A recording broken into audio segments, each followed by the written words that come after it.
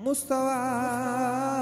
daan na dem ca xaaru Xiraa. ginnaaw bi ñu sant yàlla julli ci yàlla Muhammad sallallahu alayhi wa sallam ñu ngi sant di gërëm suñuy waajur di leen ñaanal jàmm di leen ñaanal gudd fan ak wér di nuyu waa Sénégal di nuyu waa diaspora bi bàyyi kenn fa tabarakallah man la seen doom seen soppe seen xarit seen lépp Mouhamed Nabi Fall di tàggkatu Yonent bi sallallahu alayhi wa sallam ñu gën maa xam fii ci Pikine waaye rawatina Géejawaay bi nga xamante ni fa laa yeewoo ak fépp fi nga xamante ni ñu ngi fay dem di ko tàgg Yonent bi sallallahu alayhi wa sallam ñun ay doomu Sénégal la Sénégal moo ñu ñor Sénégal moo ñu tax a jóg li tax may wax loolu mooy tey dama naan ñi ngi participer ci développement Sénégal ñi ngi participer ci développement Sénégal parce que lii ñuy def culture wane sa dëkk la te kenn xamul fu muy yem kon nag maa ngi woo ki nga xamante ni moom la yàlla jox dëkk bi muy monsieur le président de la république son excellence monsieur Macky Sall maa ngi koy woo ci bés bi même su fekkee dégg ko itam dina am ñu ko jege ñoo xamante ni dégg nañu woote bi ngir moom mu xam ni am na ay jullit wala am na ay doomu Sénégal yi nga xamante ni ñu ngi def seen liggéey ci wàll bi leen yàlla jox bi ci topp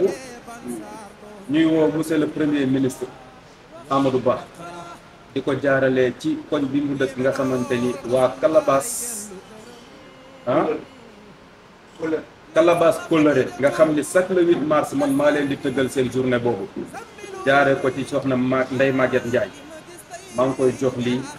mu jox ko le premier ministre Amadou Ba ñu ngi koy woo ci bés bi lu mu ci mën a jàppee na ci jàpp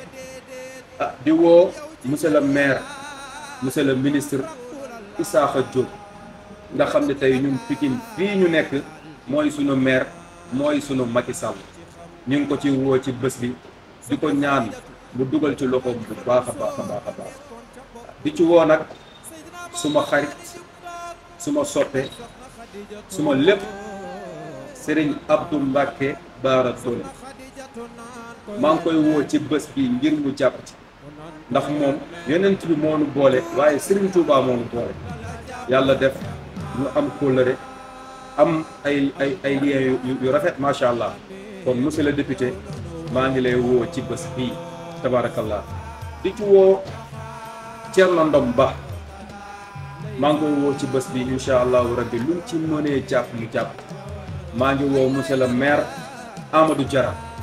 fa tabarakallah maa ngi koy woo ngir mu ñëw jàpp ci bés bi maa ngi woo autorité yëpp suma yaay Aïda Sow Diawara maa ngi koy woo maa ngi woo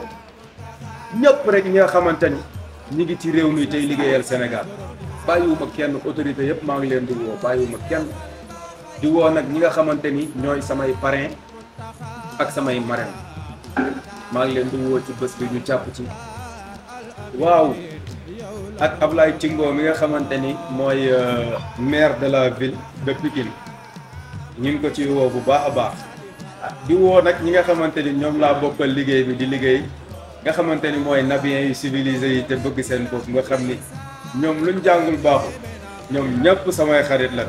maa ngi leen ci woo di leen wax ni bés bi seen bés la